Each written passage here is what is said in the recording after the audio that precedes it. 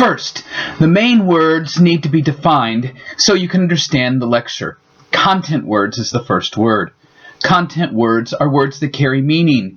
They always have some amount of stress because they are important to comprehension. The words are a little longer and a little louder than other words in a sentence. Some words that are content words are nouns, main verbs, verbs that carry action, adverbs, and adjectives. The other words that are considered content words are possessive pronouns like mine or yours, demonstratives, this, that, and not or negative contractions that include not. The next important term is function words. Function words are a form of grammar glue. What I mean by this is that they are the words that hold grammatical place, but do not convey the main meaning of a sentence. They are important, and without these words there would be miscommunication, but they are more important in writing than in speaking. This has to do with the ephemeral or short-lasting nature of spoken language. Since they are not carrying meaning, just holding grammatical place, they have less or even no stress.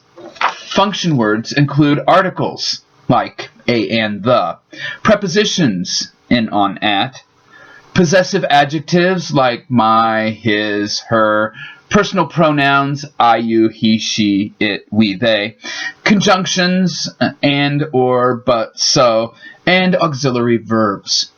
Auxiliary verbs differ from action verbs because their purpose is grammatical, not content meaning. It is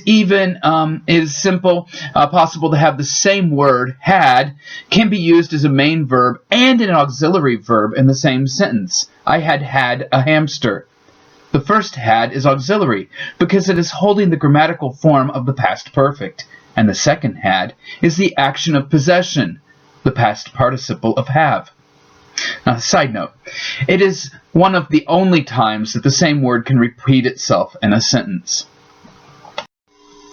Now that we know the difference between content and function words, you can see that if you have a string of function words next to each other, they would be de-emphasized. They run together with the pause between the words even being removed, or to remove stress from the words. This is one form of a reduction. It happens in certain cases. Contractions are similar, except that they can be contracted but should not be reduced. This is why contractions should be used in speech but not in written form. I am contracts to I'm, with the space between the words and the sounding being removed to make it easier to say. Reductions are similar, except there are no standard spellings. It can change a little bit between regions also. The spaces between the words do disappear, though. This is part of what makes native speakers talking seem fast to some second language learners. One example of this reduction can be found in the question, what did he eat for lunch? What, did, he are all function words. So the space between those words can disappear when native speakers say them at speed. What did he? What did he? What did he? What did he? What did he? What did he eat for lunch? It's reduced down to what did he? And the T and the have also disappeared. Why? Well, T and D are made in the same place and are the same type of consonant. The only difference is that the throat vibrates on one of them and does not on the other. It is hard to make the change without a pause, so the T disappears.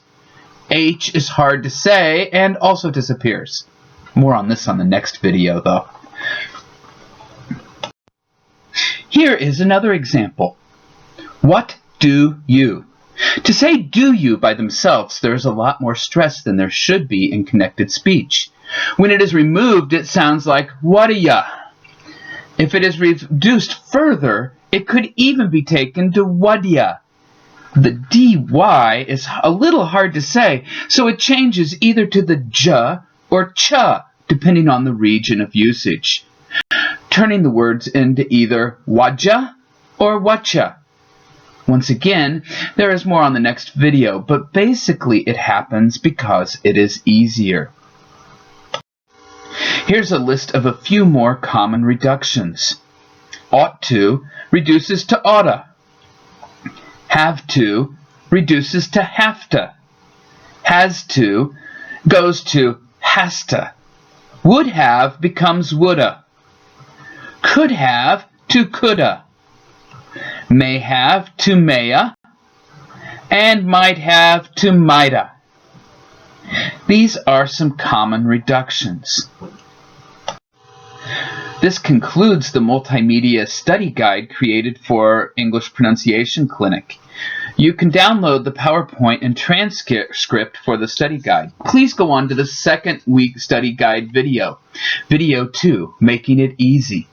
It will cover the differences between the way the syllables are formed in English and Korean.